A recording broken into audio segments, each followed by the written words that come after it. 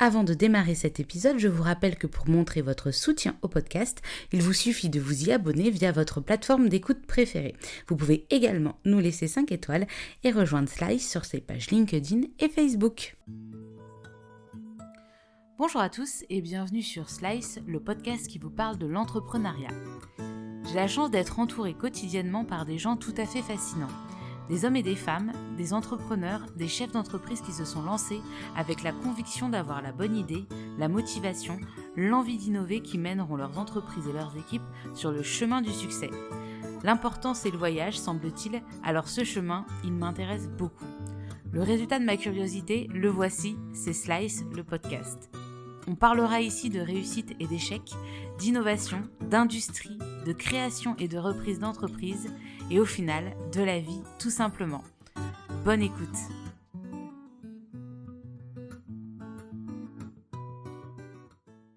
Bonjour à tous, j'ai le plaisir de vous retrouver aujourd'hui sur Slice en compagnie de Richard Forest, le patron de la société Sierre. Comme vous l'entendrez tout au long de cet épisode, Richard est un touche-à-tout, passionné d'innovation qui ne ménage pas ses efforts pour vivre ses rêves de gosse. En attendant de pouvoir voyager dans les étoiles, Richard, lui, il fait voler des bateaux à moteur depuis 2016 avec Sierre. Sa devise, confort, écologie et performance, s'adapte à toutes les utilisations, que ce soit sur le marché du luxe ou appliquée à la défense et aux besoins exigeants des forces spéciales d'ici et peut-être un jour d'ailleurs. Je laisse maintenant Richard vous raconter son histoire d'entrepreneur sans filtre et avec une bonne humeur communicative. Bonne écoute. Bonjour Richard. Bonjour Marjolaine. Merci beaucoup de me recevoir à Vannes, chez Polydesk, un très joli espace de coworking. Je suis ravie de t'accueillir sur Slice pour parler de ton parcours, pour parler de Sierre. Et j'ai une question traditionnelle, on en a parlé. Je voudrais savoir, qu'est-ce que tu rêvais de faire quand tu étais petit ? J'adore la question. C'est d'actualité avec Thomas Pesquet, je rêvais d'aller dans les étoiles. Ah ouais ? Je suis un grand fanat de tout ce qui est aviation, aéronautique. Et je suis quand même né en 69, donc je suis un peu vieux maintenant, 52 ans. Et ouais, donc à l'époque, en fait, je rêvais d'être astronaute. Et pour être astronaute, il fallait être pilote de chasse. Et donc j'ai toujours adoré les avions. Quand j'étais gamin, j'embêtais mes parents, j'allais faire tous les meetings, j'adorais ça, quoi. Et puis, du coup, je voulais faire des études aéronautiques. Et bien sûr, je les ai pas faites. Tu t'es perdu en route. Je me suis perdu en route. Et ouais, je rêvais vraiment d'être astronaute. Je me souviens quand j'étais gosse. Donc aujourd'hui, tous les tirs spatiaux, on les suit maintenant en direct sur YouTube et tout ça. C'est juste génial. C'est ouf. J'ai des souvenirs, j'étais gamin. La nuit, on avait les Walkman à l'époque avec la radio. J'écoutais les lancements de la navette, tout ça à 2-3 heures du matin. J'adorais ça. Et j'ai gardé des coupures de journaux des années. J'ai fait de la spéléologie, entre guillemets, dans le grenier de mes grands-parents. J'ai retrouvé des trucs on a marché sur la Lune, tout ça, extraordinaire, quoi. Grand fanat de tout ce qui vole et voilà, comme je dis souvent à ma femme, s'il y a un seul truc où je me poserais jamais la question, si on me proposait de faire un tour dans l'espace, je dirais tout de suite oui, mais immédiatement. Ah j'en parlais hier parce que là on est au cœur de l'actualité. Thomas Pesquet a décollé il y a 3-4 jours. Voilà, et j'en parlais hier avec ma mère et je dis mais moi ça m'attire, je trouve ça fascinant. Mais alors vraiment la trouille quoi, juste c'est tellement impressionnant. Enfin j'aurais peur de pas pouvoir retourner à la maison, quoi. Non mais je pense qu'il y a deux choses. D'abord je suis un tempérament aventurier, donc je pense que c'est la seule aventure folle qui existe encore. Je pense que ça c'est juste extraordinaire. Et puis prendre du recul philosophiquement sur on est des tout petits dans cet univers, quand on regarde la planète, c'est magnifique. Ouais. Et puis ouais, je pense qu'en termes de philosophie, il y a une vraie remise en question de ce qu'on est sur Terre, quoi. Ouais. En attendant, on a le droit à des belles photos de Thomas Pesquet, la Normandie et Paris là, qui sont sortis il n'y a pas longtemps. Plus, ils documentent tout ce qui s'est passé dans la navette quand ils sont partis. Et pour la petite anecdote, vu que je suis vraiment un fanat de tout ce qui vole, donc j'ai passé mon brevet de pilote quand j'étais jeune.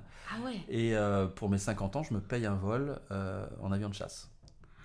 Ah, on peut faire ça ? Ouais, on peut faire ça. Et en plus, on va refaire un lien avec Sierre. Je trouve ça super joli aussi parce que je fais pas ça avec une Smartbox, mais je fais ça avec un vieil avion qui était embarqué en aéronaval sur les porte-avions français. Donc, on connaît le Fouga Magister dans la patrouille de France. Ouais. Et donc, c'est sa version marine. Donc, il y a un lien avec Sierre, parce que finalement, je Oui. vais voler sur un bateau qui était à l'aéronaval. Donc, ça, et mon vol est dans 2 semaines. Ah ouais, et un là, Zéphyr, t'es ça juste s'appelle. excité. Je suis trop content. 1000. Vite les 50 ans. C'est ça. Oh, non, je les ai déjà eus, mais à cause du Covid, le vol a été repoussé. Ouais, ouais. Mais voilà. D'accord. J'espère que tu vas vivre un super moment. Enfin, Oui. je n'en doute pas. À mon avis, les sensations seront là. Donc, du coup, tu veux devenir pilote de chasse, mais pourquoi ? Qu'est-ce qui s'est passé entre-temps ? Pourquoi t'as pas...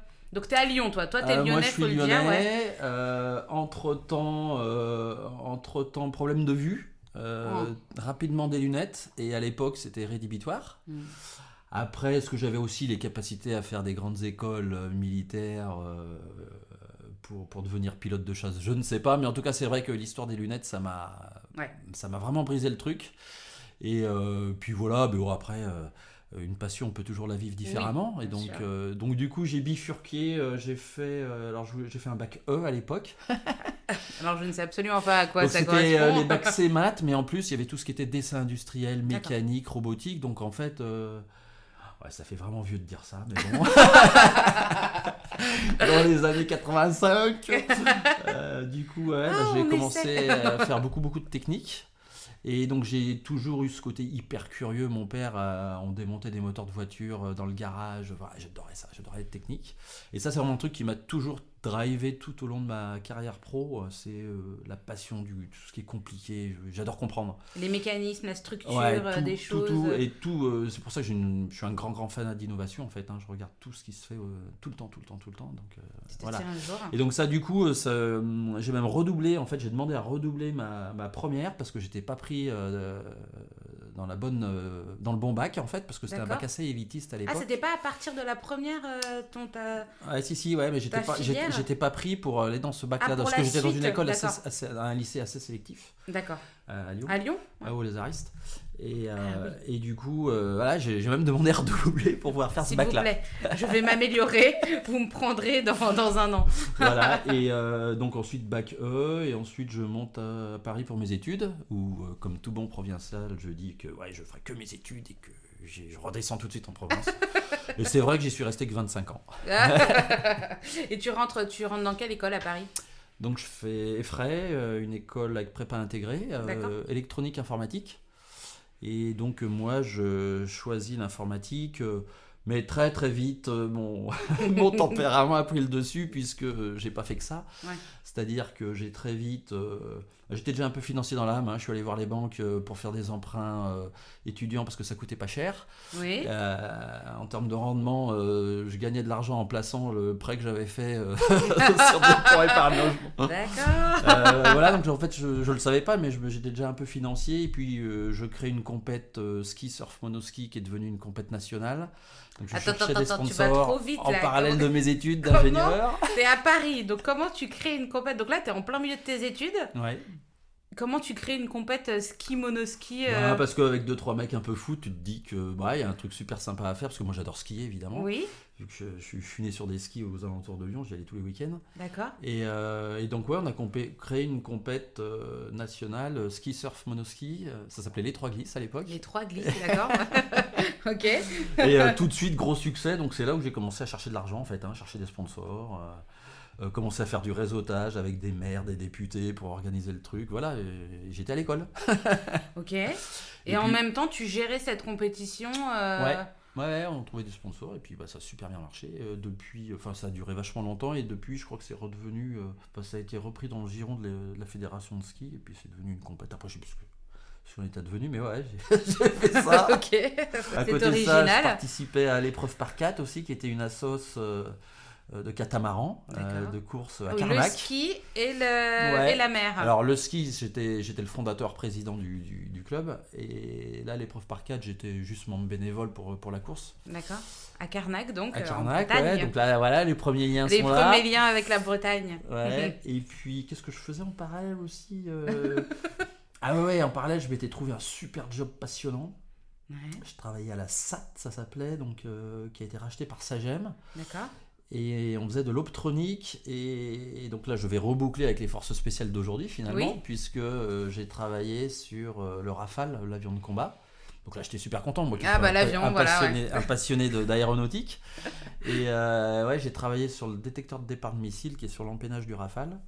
Et à la SAT, et donc en parallèle de mes études, j'avais un petit CDD. Voilà. Comment t'as trouvé ce boulot Tout seul. Tout seul. T'as cherché, t'as postulé et ils t'ont pris. Ouais. J'ai un super souvenir. J'espère qu'il n'y a pas trop d'étudiants qui vont écouter. Mais bon. J'ai un super souvenir quand je cherchais du boulot. Je crois que c'était chez IBM Global Service. Je rencontre un gars, tout ça, en entretien. Puis il me demande mon parcours et puis il me dit ma tête vous dit rien. Je dis non, je suis pas très physionomiste, je suis désolé. Il me dit je suis votre prof de génie logiciel. Est-ce que tu es allé en cours voilà. Et donc je lui dis écoutez, je suis quand même un mec hyper dynamique, donc ça devait être sûrement, je travaillais à mi-temps en CDD et je vous devais être dans la mauvaise demi-journée, je m'en excuse, mais j'ai tous vos polis, je vous garantis. Et j'ai été pris. Comme quoi. Donc voilà, une vie étudiante bien remplie. Ce qui est génial à Paris, c'est qu'on fait la fête et puis en même temps, on a une chance inouïe de pouvoir quand même beaucoup bosser, quoi. Ouais. Et je suis un gros travailleur, donc j'y arrivais, Ouais. Et donc tu fais tes études, ça dure combien de temps? C'est sur 4 5 ans. 5 ans, ouais. Plus 5, voilà. Et puis donc là, en sortant de l'EFRED, donc je suis diplômé 93. Et donc à l'époque, le service militaire était obligatoire. C'est vrai. Oui. Et même chose, je voulais vraiment valoriser ce temps-là. Et j'ai mené une vraie recherche d'emploi, comme si je cherchais un job, en fait, pour trouver un scientifique du contingent. D'accord. Donc, alors de mémoire, c'était 12 mois, je crois. D'accord, Et j'ai trouvé un super boulot à l'aérospatiale, à Châtillon. Donc là, on était au département centrale inertielle. À nouveau un lien avec CIR, puisque finalement avec CIR on a des centrales inertielles pour gérer la stabilité des bateaux. Et donc nous on travaillait sur les centrales inertielles des sous-marins nucléaires, des missiles ASMP. J'ai eu le premier missile Apache dans les mains qui a fait son premier vol, en fait, quand il s'est crashé. Donc c'était un vol de test. Des essais, ouais. Un vol d'essai. Et quand il s'est crashé, on a récupéré la centrale inertielle pour voir comment elle s'était comportée, etc. Donc quand on est jeune diplômé, c'est juste passionnant ces univers. Moi, j'ai adoré ça. C'est une chance. C'est une chance inouïe. Et du coup, je faisais vraiment la boucle avec ma passion pour tout ce qui volait, quoi.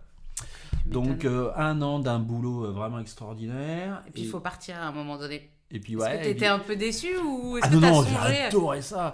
Mais déçu de partir, je veux dire. Ouais, déçu de partir, mais il n'y avait pas de boulot. Parce d'accord. qu'on était en pleine crise. C'est vraiment une crise très très compliquée pour les ingénieurs à l'époque. L'aéronautique est très cyclique. C'est des programmes très très longs. Et non, malheureusement, il n'y avait pas de job, alors que mon patron de labo, on s'était super bien entendu. Il faisait de la voile aussi. Bref, c'était super bien entendu. Plein d'atomes crochus. Et on a gardé contact très très longtemps, des dizaines d'années. Et donc j'ai fait une recherche d'emploi, même chose, un peu pushy, et j'avais le choix entre plusieurs jobs et j'ai choisi celui qui me paraissait le mieux.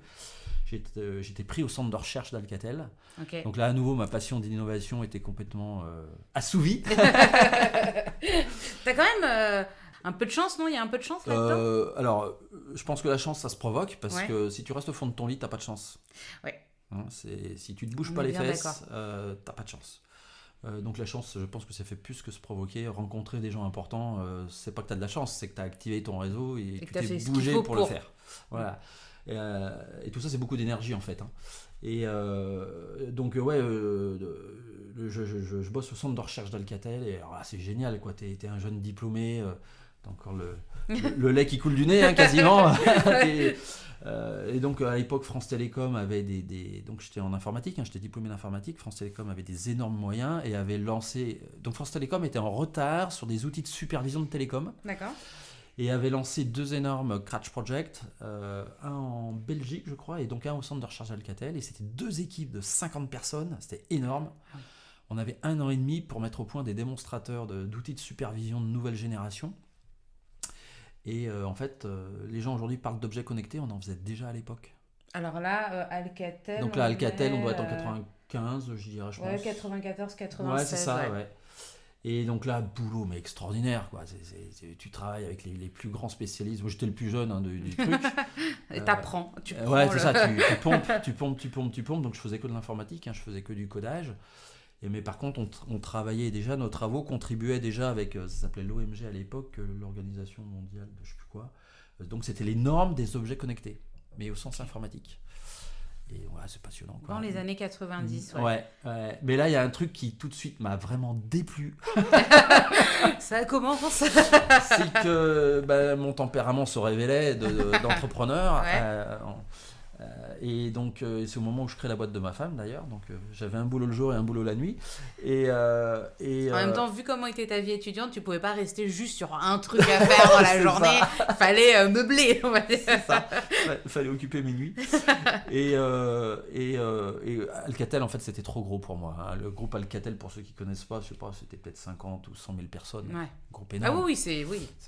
C'était tentaculaire avant que ce grand groupe soit complètement disséqué par les politiques, mais ça, c'est un autre débat.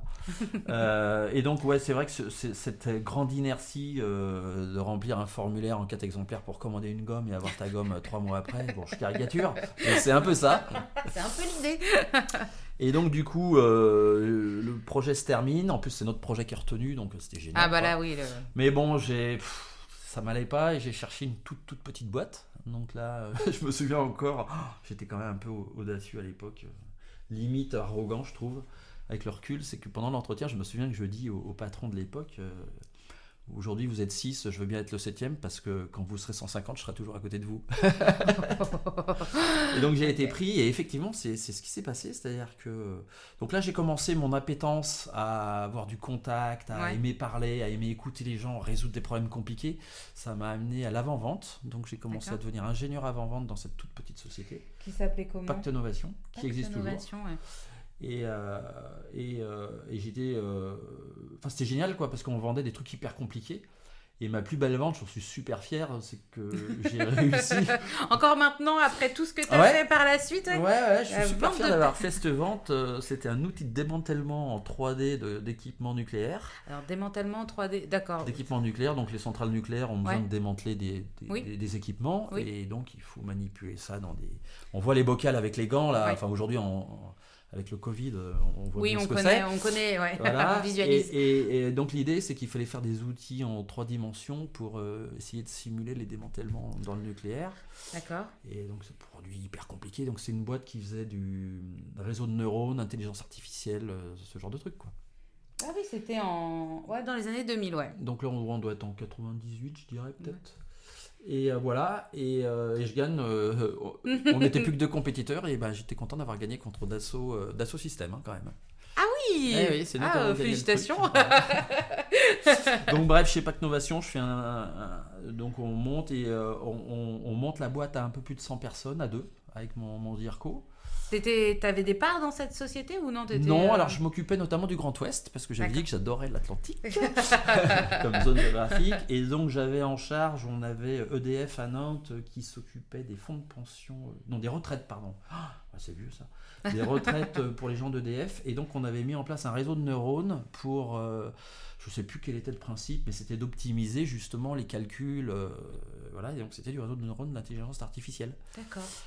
Passionnant. Et un jour je viens chez mon boss et je lui dis, écoute, j'étais membre du comité de direction, puis je lui dis, écoute, voilà, j'ai réfléchi, j'ai discuté avec ma femme, pas de souci pour faire du part-time en Bretagne, je veux monter l'agence, j'ai fait le business plan, je lui tourne le PC, j'ai monté le business plan. T'avais tout préparé pour que... Lui dis, par contre je veux prendre des parts dans la filiale. Non, on fera jamais, et puis elle m'a un peu énervé quand quelques mois après il embauche quelqu'un pour faire ça j'ai pas trop apprécié.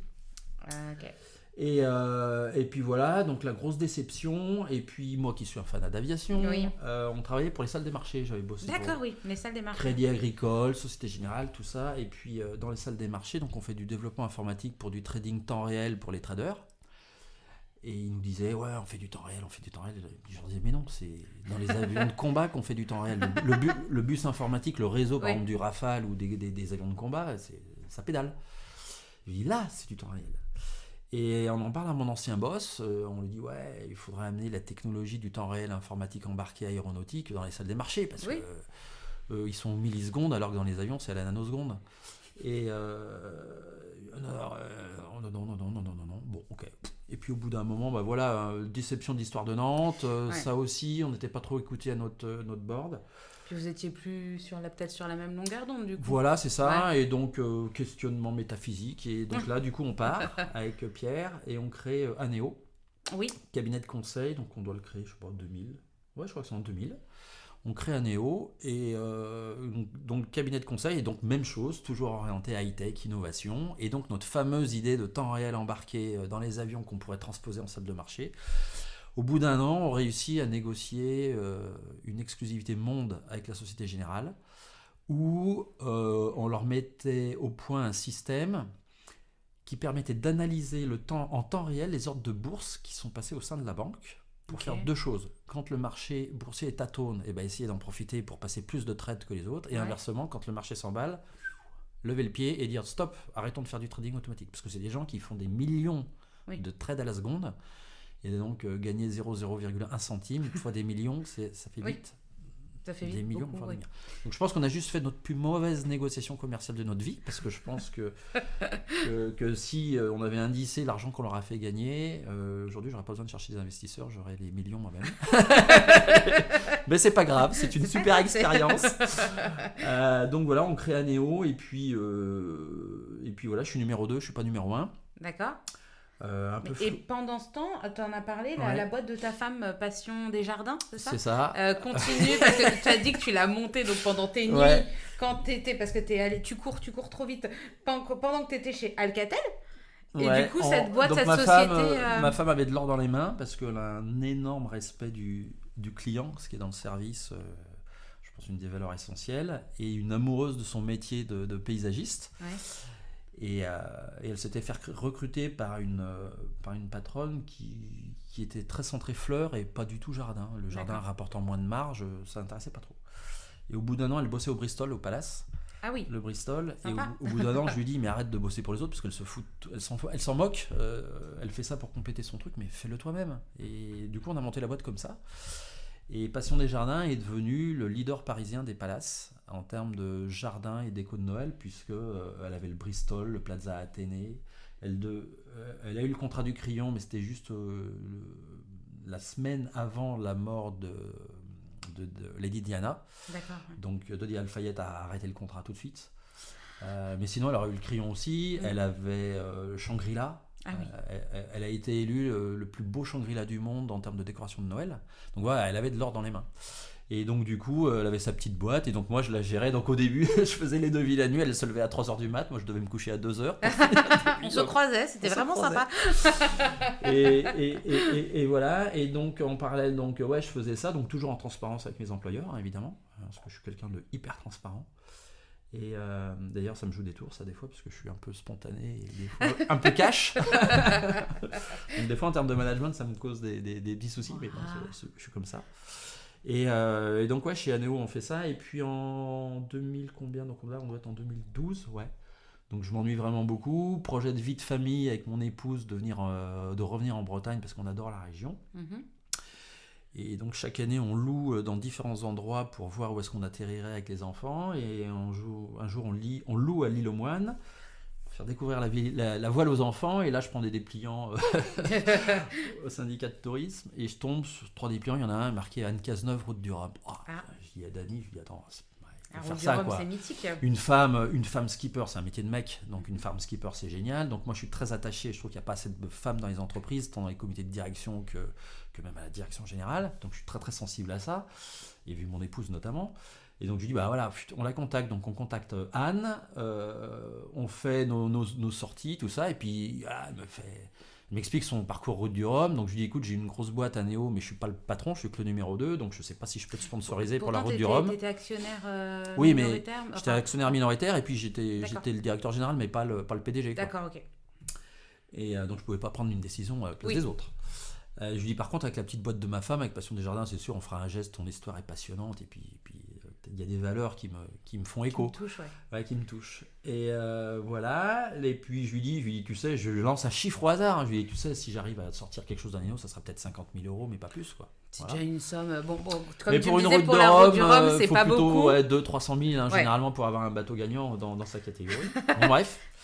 Puis au mois de novembre, un jour, coup de fil, Anne m'appelle, dit je fais une sortie avec mes sponsors, et là, elle me donne son dossier, 50 000 €. Je dis c'est pas possible. C'était fait sur mesure pour ça. Donc bref, finalement, j'arrive à convaincre Anéo et on sponsorise le bateau. Et Anne gagne dans sa catégorie route du Rhum, catégorie Rhum en 2014. Ouais.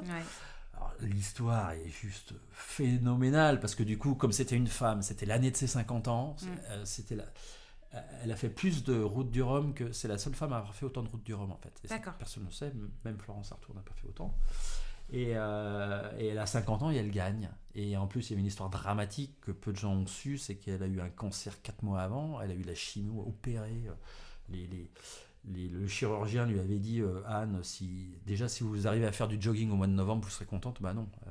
Elle était sur son bateau en trimaran, en solo, à faire la route du Rhum, un truc fou, un tempérament comme j'ai rarement connu, et elle est morte 1 an jour pour jour après sa victoire, 1 an après. C'est une histoire humaine donc assez poignante.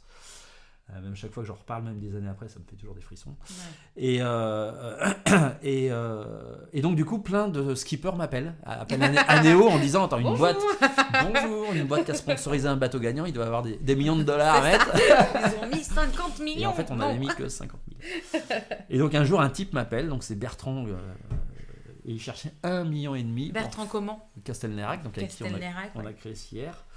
Et il m'appelle à l'époque et il cherchait 1,5 million pour faire voler des bateaux. Donc 1,5 million. J'avais pas 1,5 million, mais voilà mon goût de l'innovation. Et la deuxième partie de la phrase, faire voler des bateaux, là, tout de suite, je dis ouais, il faut qu'on se rencontre. Allez, comment on fait ? On y va. Voilà, et on se rencontre à la Trinité, au SPI Ouest France, donc on doit être en 2015.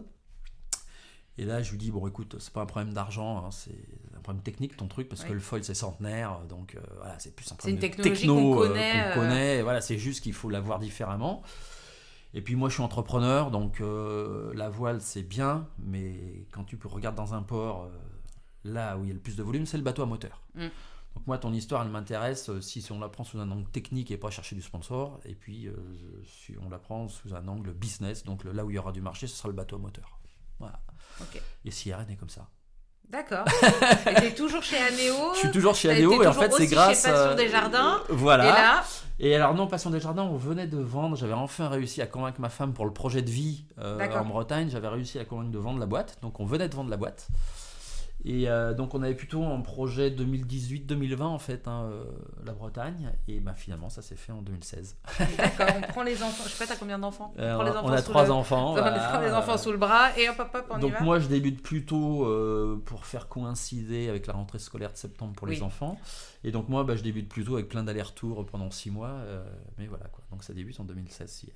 D'accord. Et ta femme, elle a d'autres projets ? Elle a lancé d'autres projets Non, malheureusement, c'est à mon grand âme parce qu'elle a de l'or dans les mains et surtout qu'ici, on a la chance d'être dans un environnement où il y a des magnifiques propriétés et des gens qui ont beaucoup d'argent. Et voilà, elle pourrait refaire son métier de gestionnaire de jardin pour des grands fortunés, mais non, elle a décidé que non. Donc moi, je respecte ça, évidemment. Mais bon, l'entrepreneur que je suis... bouillonne. Voilà, c'est ça. Non, mais elle s'éclate dans ce qu'elle fait.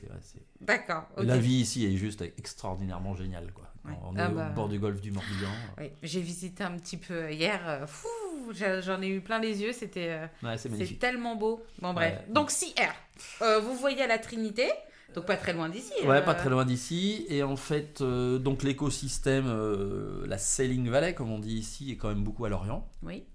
Où il y a beaucoup de gens super compétents en foil, tant depuis l'architecte jusqu'au chantier naval, la fabrication, etc.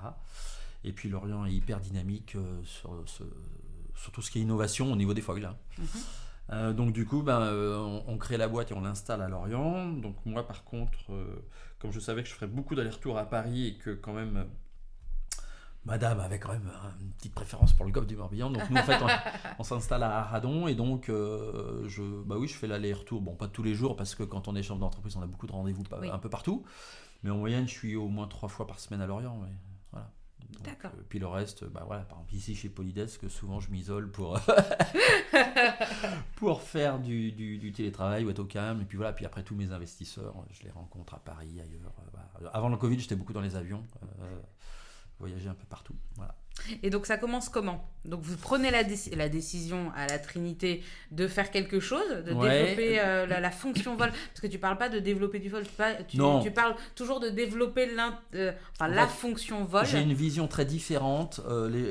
Alors il y a un point important, c'est que les gens ne voient le foil que dans la voile. Ouais. Et je lutte contre ça parce que un voilier est par naissance un objet lent, entre guillemets, puisqu'il ne va pas très vite, comme il est mu que par éole, Vent, uniquement. Et en plus, quand le vent pousse le bateau, forcément, il y a de la gîte, donc c'est pas une navigation, entre guillemets, horizontale. Hein, il y a de la gîte, voilà. Ça bouge. Alors que sur un bateau à moteur, on a déjà toute la vitesse qu'on veut parce qu'on a les moteurs à l'arrière. Et en plus, on a une chance avec les moteurs, c'est que c'est une propulsion homogène et horizontale. Donc le foil avec la voile et le moteur ne sont pas comparables. Pas du tout. Ouais. C'est-à-dire que le foil à la voile va chercher à accélérer un bateau. D'accord, ouais. Et donc c'est pour ça parce qu'un voilier, quand il fait 20-22 nœuds, on est content. 8-10 mètres, ils vont même jamais à ces vitesses-là. Hein. Donc le foil est vraiment utilisé pour accélérer le bateau. Quand on est sur des IMOCA, là on va aller tutoyer le 40, des fois 50 nœuds, ou l'America Cup. Mais voilà, c'est des bateaux qui sont hyper profilés et le foil est vraiment fait pour atteindre ces hautes vitesses. D'accord. Un bateau à moteur, on peut aller à 50 nœuds sans foil. Donc le sujet du foil pour le bateau à moteur, c'est gagner un état de mer en élevant le bateau. Et en plus, comme on élève le bateau, on fait de l'économie de carburant. Donc globalement, le foil pour le bateau à moteur, c'est 3 choses. C'est le confort, le confort, le confort. l'écologie. Et quand même, on est plus performant parce que comme on pousse plus d'eau, comme on a élevé la carène, on pousse plus ces mètres cubes d'eau de façon totalement inutile. Et donc, du coup, on va plus vite en moyenne. Donc, en fait, on est plus confortable, on est beaucoup plus écolo, et on va plus vite en moyenne. En top speed, on va pas améliorer la top speed. Moi, dans mon discours marketing, jamais je cherche à améliorer la top speed pour les gens. La vitesse de pointe. Okay, d'accord. Moi, jamais cherché à améliorer la vitesse de pointe, quoique on commence vraiment à nous le demander, notamment pour les militaires. Ouais. Mais voilà, donc nous, ce qu'on va chercher à travailler, c'est ces trois atouts, ces 3 apports de valeur qui se combinent. C'est ça qui est extraordinaire avec le foil en bateau à moteur, c'est que on va plus vite, on consomme moins et c'est plus confortable. Voilà. Que demande le peuple? À part le prix, il n'y a pas grand inconvénient. Donc pour revenir à la question initiale, c'est pour ça que je ne parle jamais de foil en fait. Parce que le foil, c'est jamais qu'une pièce. Oui. Que n'importe quel chantier est capable de fabriquer. Aujourd'hui, je ne fabrique pas les foils, on les fait faire. D'accord. Et c'est même pire que ça, c'est qu'on les fait faire à l'étranger parce que ça coûte trop cher ici. Ah oui. Et oui, parce que c'est une pièce comme une autre, en fait. D'accord. Et comme on n'a pas l'exigence d'un profil hyper affiné comme on l'a en voile, nous, on a besoin au contraire de profils robustes. Que ça ne casse pas, que ça soit solide et qu'on se concentre sur la fonction de vol et non pas sur le fait que ça soit hyper performant. On ne va pas aller gagner 2 ou 3 km/h, on s'en moque, on a les moteurs pour ça. D'accord, oui. Nous, ce qu'on va aller chercher, c'est la stabilité. D'accord ? Donc c'est complètement différent en termes de philosophie. C'est la même pièce, c'est le foil, mais c'est complètement différent en termes de philosophie. Et donc la fonction vol, c'est vraiment une question générale du bateau. C'est le foil, son intégration, le fait que avant, c'est la coque qui supporte, quand il n'y a pas de foil, c'est la coque qui supporte tous les efforts. Donc, c'est des kilonewtons d'efforts qui sont répartis sur une surface de plusieurs mètres carrés. Et là, qu'est-ce qu'on va faire avec le foil ? On élève le bateau. Donc, tous les efforts se retrouvent concentrés dans quelques centimètres carrés qui vont être la jonction entre le foil et la coque. Donc, il va falloir aller redispatcher les efforts dans la structure. Donc, le foil, en fait, c'est tout ça. La fonction vol, c'est tout ça. C'est le foil lui-même, mais c'est la gestion des efforts dans la structure. C'est l'équilibre du bateau. Et puis, comme les avions, on peut réguler les angles des foils. Donc, le foil, c'est une aile sous-marine. Alors, puisqu'on est à la radio, on a tous fait du foil depuis qu'on est gamin, mais tous. C'est quand on met la main dans la voiture, à la fenêtre. Ah oui. S'il n'y a pas de vitesse, ta main, elle tombe. Voilà. Dès que tu as de la vitesse, tu joues avec le plat de ta main, et là, ça se met à porter. Oui. C'est rigolo. Hein, oui. Et quand tu mets de l'angle à ta main, qu'est-ce qui se passe ? Ah oui, elle part en arrière. Elle part en arrière. Et bien là, tu viens de décrocher. D'accord. C'est ce qu'on fait en avion quand on décolle ou qu'on se pose. L'avion, quand il décolle ou qu'il se pose, il joue avec le décrochage. Et ben c'est ta main qui est partie. Et ben là, tu vas aller toucher le sol, les roues vont se poser et ton avion se pose. Ah, d'accord, je l'avais pas vu. Et voilà. Donc en fait, on fait du foil, on fait de l'aviation depuis qu'on est tous gamins. Tous sur Terre, on en fait. Le tout, c'est d'atteindre une certaine vitesse. D'accord, oui. Donc nous, en bateau à moteur, on s'est figé un 15 nœuds. Les voiliers vont décoller plus tôt. D'accord. Ouais. Donc on n'est pas sur le même genre de profil. Et donc la fonction vol des bateaux, c'est toute cette globalité. Et en fait, finalement, il y a une autre fonction qui est un peu similaire, c'est la fonction moteur. Parce que le moteur, il n'y a pas que le moteur. Il y a l'hélice, il y a la poignée de gaz, il y a l'hydraulique avec le volant. Ça, c'est une fonction motorisation. Et ben nous, qu'on a une fonction vol. Et tout ça est vu donc avec une vision beaucoup plus globale qu'une simple pièce. Et ça, faire comprendre ça dans le commun des mortels, c'est pas simple. Ouais. Parce que les gens ont tellement la vision du foil sur la voile qu'ils ne voient que la pièce. Ok, ouais. Ouais, non, mais là, c'est hyper clair sur votre site internet. Ouais. C'est super bien expliqué. Non, mais en termes de communication, c'est super bien foutu. Ouais. Donc, alors, pour revenir à la création de Sierre, voilà. Quand je regarde le marché, je me dis, bon, t'es bien gentil avec tes idées un peu folles de bateau à moteur. Déjà, il y en a plein d'autres qui l'ont fait avant toi, parce que dans les années 80, il y a eu la course pendant la guerre froide entre les Américains et les Russes sur les bateaux à moteur sur foil, des bateaux militaires. D'accord. Il suffit de taper sur Internet et tu vas voir, tu as des bateaux de 30 mètres qui sont à 1,50 m, 2 mètres au-dessus de l'eau et qui tirent en volant, quoi. C'est extraordinaire ce truc-là. Mais voilà, c'était trop cher à l'époque, il fallait modifier les infrastructures. Je mettrai un lien sur l'article qui te sera dédié là sur Slice pour montrer si je trouve des photos. Je t'en enverrai. J'en mettrai dans ton article comme ça pour montrer un peu. Et ça existe depuis très longtemps. Ouais, ça existe depuis très longtemps. Ça existe depuis très longtemps. Et donc quand on crée Sierre, je me dis, bon, il faut quand même qu'on fasse connaître la marque, et la seule façon de connaître la marque, c'est la voile. Tu démissionnes de Anéo. Voilà. Okay. Bon, de toute façon, ça faisait 1 an et demi, 2 ans que je sentais une forte divergence. D'accord.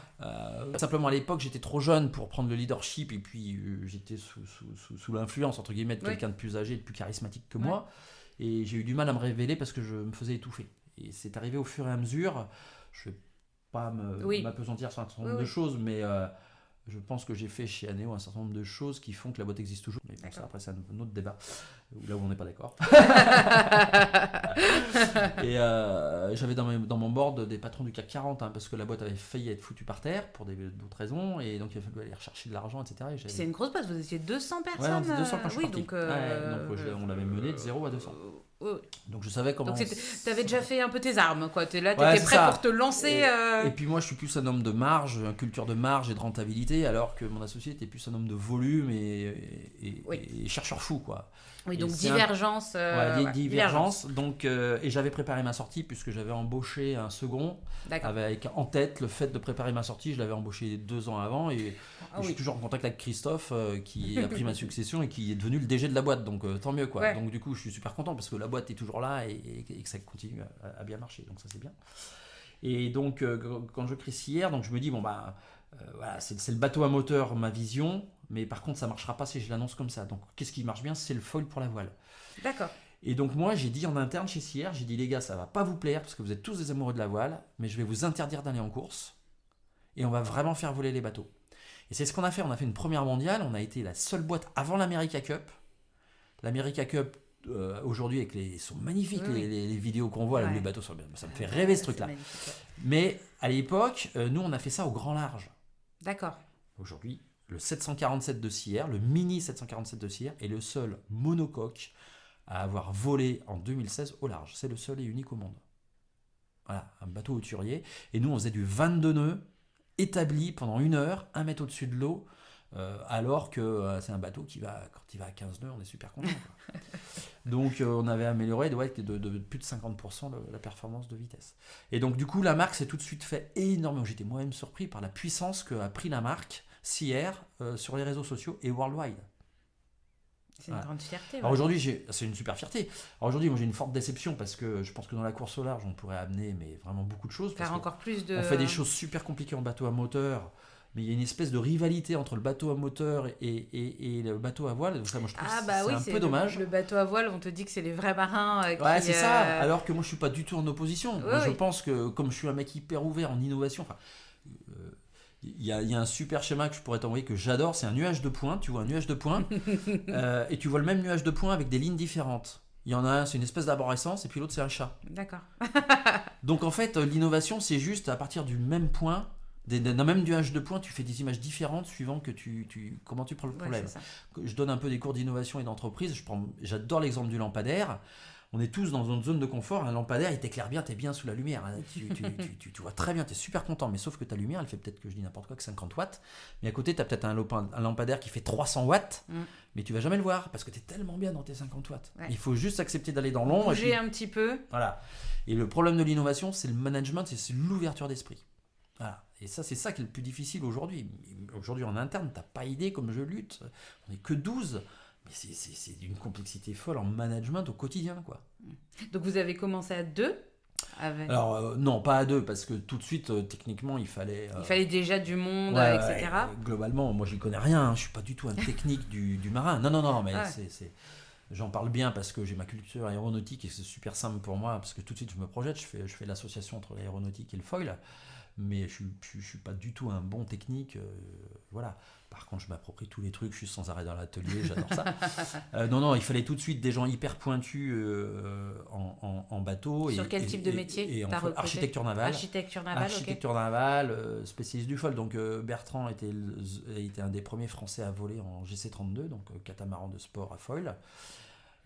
Et puis on a bossé avec David Raison, un super architecte naval hyper connu qui avait déjà en tête depuis 20 ans son mini à foil, et en fait c'est une super rencontre, voilà. Donc à chaque fois avec des gens de beaucoup de valeur, et puis après la boîte elle a grossi, parce qu'il a fallu aller sur les bateaux à moteur, et donc évidemment on disait rien à personne, et en parallèle on bossait sur les bateaux moteurs. D'accord. Et vous faisiez vos tests autour de Lorient, Ouais, c'est ça. Et en juillet 2017, donc le voilier vole en janvier 2017. Ouais. Donc énorme succès sur les réseaux, mais un truc de fou, quoi. Mais je t'assure, c'était hallucinant. Donc là, on convainc le monde de la voile qu'on peut faire des super trucs. Donc là, tout le monde en admiration. Et puis, on sort notre bateau à moteur 6 mois après, un semi-rigide. Donc tu bosses avec un chantier naval Non. C'est vous qui... Ouais, le métier de scière, c'est être systémier quelque part. Notre spécialité, c'est la fonction vol. Donc l'idée, c'est pas de produire. Par contre, c'est d'avoir un atelier pour faire les prototypes et les versions 1, 2, 3, les 3 premiers exemplaires d'une série, et après de faire fabriquer ailleurs. D'accord. Notre métier, c'est pas la fabrication, on ne veut pas être chantier naval. Et donc... Juste pour tester, en fait. Ouais, et pour mettre au point, parce que c'est quand même très compliqué. Oui, pour faire les ajustements. Ouais. Et donc, premier vol du semi-rigide en janvier 2017. Et là, on se dit, punaise, c'est pas possible, on tient Il y a un truc. Donc, on pose beaucoup de brevets. Aujourd'hui, on est à 16 brevets. Et... Ah oui. Ouais. Tu t'es fait accompagner pour... Oui. Ouais. Et avec un descendant de la famille Lépine, l'inventeur. Ah. Ça ne s'invente pas. Ça ne s'invente pas. Super. Donc, Jacques Lépine, quelqu'un de super. Si vous cherchez... Ouais, vraiment un type un chercheur fou. C'est le professeur tournesol. Et lui, il fait un super truc. Il fait la fourchette connectée. Ah bah tiens, je pense que tu peux l'interviewer. Fourchette connectée. Fourchette connectée pour lutter contre la malnutrition, les maladies intestinales qui sont générées par le fait qu'on mange trop vite, etc. Super truc. Et ça marche bien. Franchement, il cherche des fonds, lui aussi. Ah bah d'accord, je mettrai un lien vers son projet et tout ça toujours dans l'article qui t'est dédié. Je lui ferai un petit coucou sur LinkedIn pour le mettre en avant s'il veut. Voilà, donc on dépose beaucoup de brevets et puis punaise, on se dit c'est pas possible, on tient un truc, et puis on nous dit il faut absolument que tu exposes un bateau comme ça au Salon de Cannes. Bon, okay. Salon de Cannes, Salon de Cannes, qui est un salon nautique très réputé, plutôt au standing. D'accord. Et alors, si on se rappelle bien, on est au 1er juillet, et le salon est en septembre. Ah ouais, en général, donc, c'est un gros faire bouger la France en juillet-août pour que tu aies un bateau bien fini aux petits oignons, alors que c'était un prototype, nous, c'était vraiment un truc qui avait pas de la gueule. Et puis il y avait encore des places, c'est un gros salon. Et donc on arrive à trouver une place, un truc qui s'était libéré, et là on expose, et des gens viennent voir le bateau, et une toute petite société qui s'appelle Beneteau. Tout petit. Mais je le savais pas à l'époque, qui s'intéressait au truc. Bon voilà, on expose nos bateaux et poum, dans la foulée, on fait 2 ventes. Truc de dingue. 2 ventes sur salon. Non, mais des contacts pris au salon qui se transforment. Qui se transforment. Ça c'est un truc de fou quoi. Ça c'est génial. Donc en décembre, on signe nos 2 ventes. Donc, vente à perte, mais on se disait c'est génial d'avoir 2 premiers clients qui y croient. Donc il y en a un qui est à la Trinité-sur-Mer qui a acheté un 7 mètres, et puis l'autre un 5,50 m vers Saint-Malo. Et donc génial, 2 gammes de bateaux. Ils les ont toujours, ils en sont toujours super contents aujourd'hui, donc ils font toujours réviser leurs bateaux chez nous, et franchement aucun problème. Et donc on se dit c'est super d'avoir des early adopters qui vont nous faire un vrai retour terrain, parce que nous on est toujours mon esprit de s'ouvrir quoi. Oui, et puis de s'améliorer, et puis et aussi de s'améliorer et de pas se dire, parce que moi mes mecs ils sont trop techniques chez moi, ils sont trop amoureux du foil et du bateau qui vole super bien, et ils écoutent pas assez le client. Il faut écouter son client, c'est le marché qui nous guide, c'est pas la technique. Et moi je lutte contre ça. Je dis qu'on s'en fout d'être au dernier pouillème du truc qui va super bien marcher en technique, parce que si tu vends pas ton machin parce qu'il est soit trop compliqué, ou soit parce que ça sert à rien, tu perds des millions et puis t'es mort. faut écouter son client, son marché. Et donc on fait ces 2 ventes de bateaux. Donc ensuite on n'en fait plus en 2018 parce que le temps de travailler. On suit beaucoup nos clients, dès qu'ils ont des problèmes on leur corrige, parce qu'il y en a eu évidemment, forcément, ça c'est normal. Mais on les a toujours résolus et ils sont toujours super contents. Et Jacques me dit toujours, pour les clients, il me dit c'est chiant Richard parce qu'on se fait arrêter sans arrêt par tout le monde, parce qu'on va plus vite, c'est plus confortable. On se fait plus mouiller aussi avec nos systèmes. Parce que quand on est légèrement au-dessus de l'eau, 20 cm au-dessus, on n'a plus les embruns. Est-ce que c'est pas décevant pour des vrais marins ? De toute façon, ils peuvent désactiver. Généralement, ouais, mais quand tu y as goûté, franchement... non, donc les foils sont rétractables, ça on l'a pas dit. Oui, pour pouvoir beacher, j'imagine. Ouais, alors, moi en tant que... Comme je suis pas un spécialiste, je suis pas un expert du monde marin, moi je suis un utilisateur. En fait, je suis le meilleur client de la boîte, moi. J'ai passé mon permis moteur en créancière quand même, mon permis bateau. D'accord. Et parce que je fais plutôt de la voile, mais je passe mon permis moteur pour créancière quand même. Le garçon, il est un peu fou, hein. Et du coup, je suis le meilleur utilisateur. Parce que moi, Tu as ton propre bateau cierre ? Ouais. Mais simplement, j'ai un bateau normal aussi parce que comme on a énormément de copains, on est souvent une douzaine à bord. Et le problème du bateau à foil, c'est qu'il est homologué pour moins de personnes. D'accord, ah mince. Et aussi, on fait ça parce que comme on est sur le créneau du luxe, ça sert à rien de faire des boat people, entre guillemets. Oui. Voilà.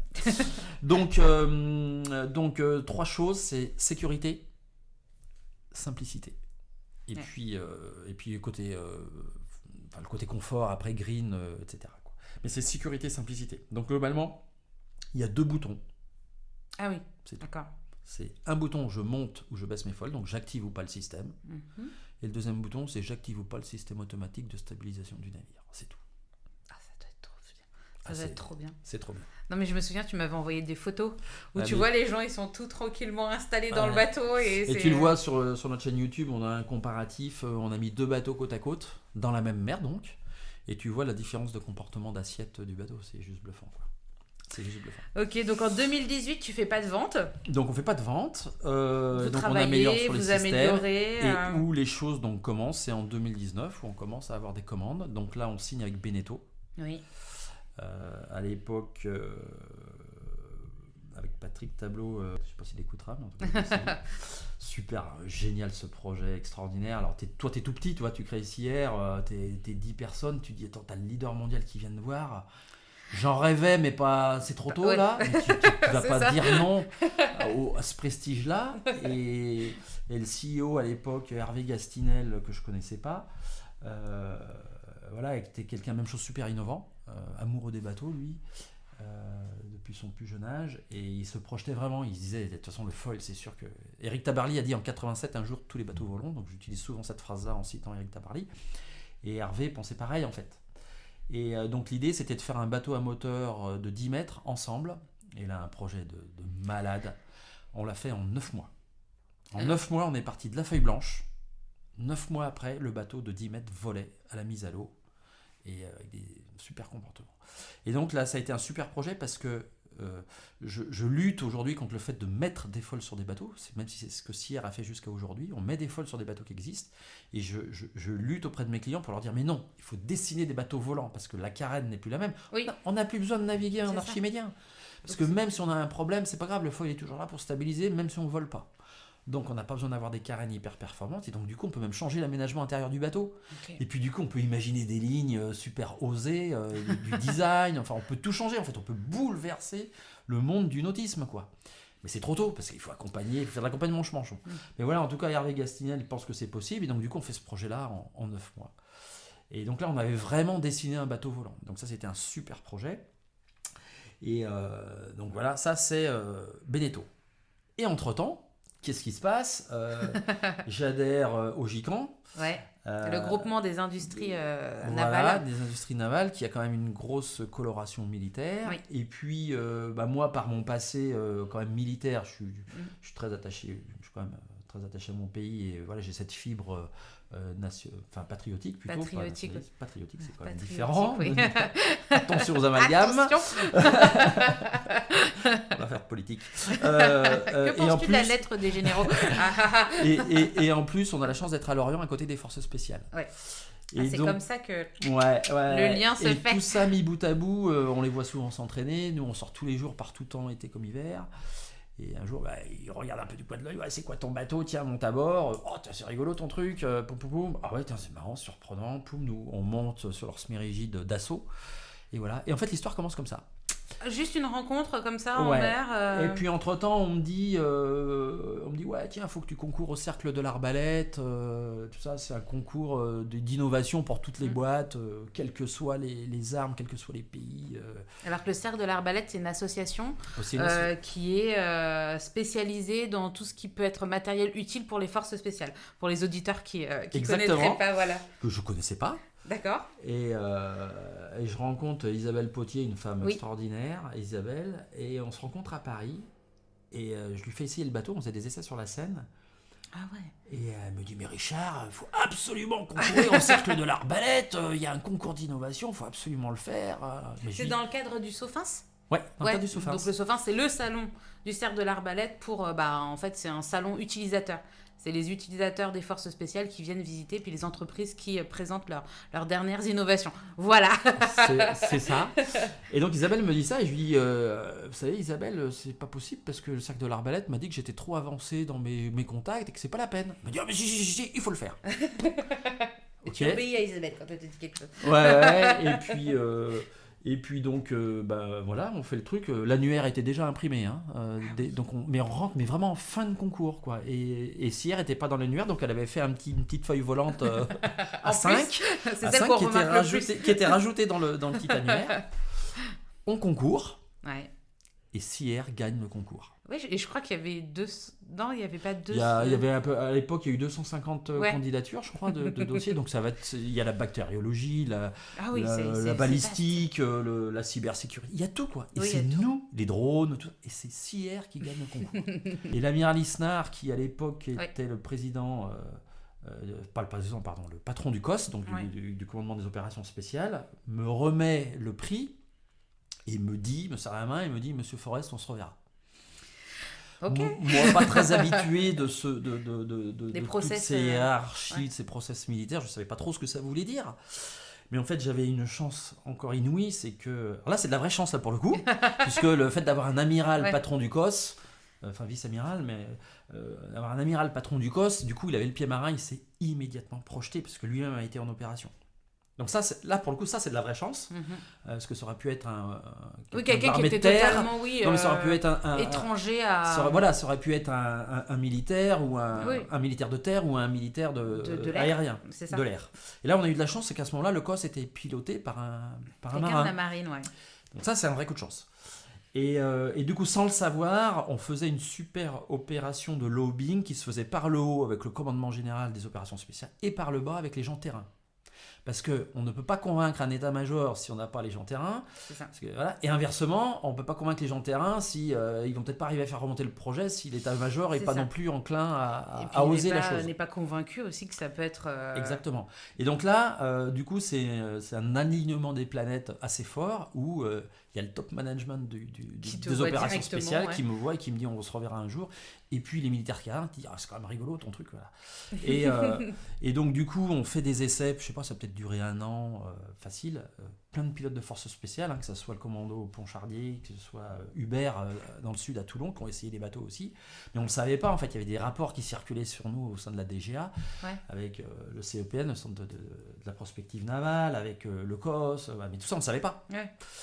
Et on me dit comme tu as gagné, c'est le cercle de l'Arbalète qui me dit expose au Sofins et tu exposes dans le stand des startups. Ah ok, on paye notre petit stand Sofins. Et là, à ce moment-là, on me dit rendez-vous chez les Fusco, donc là avec l'amiral... Fusilier commando à Lorient, donc là avec l'amiral Lucas, un commandant que je vais peut-être pas citer pour des raisons évidentes, et puis plusieurs gens terrain, et c'était 1 mois avant le Sofins. Okay. Et on me dit on est intéressé par votre bateau, faut nous faire une proposition pour un prototype. Voilà, nous on connaît bien les Tracos, c'est un bateau avec lequel on fait des opérations commando depuis 20 ans, on le connaît super bien, et ça je pense que c'est une décision super intelligente. Ce qu'ils ont fait, c'est de prendre le bateau qu'ils connaissent le mieux. et de leur dire, et de nous dire, essayez de le modifier, de le faire voler. Et nous, on a des contraintes très fortes, c'est l'assaut. C'est-à-dire que vos folles rétractées, là, comme vous les avez fait dans le civil, ça n'ira pas. Il faut tout refaire.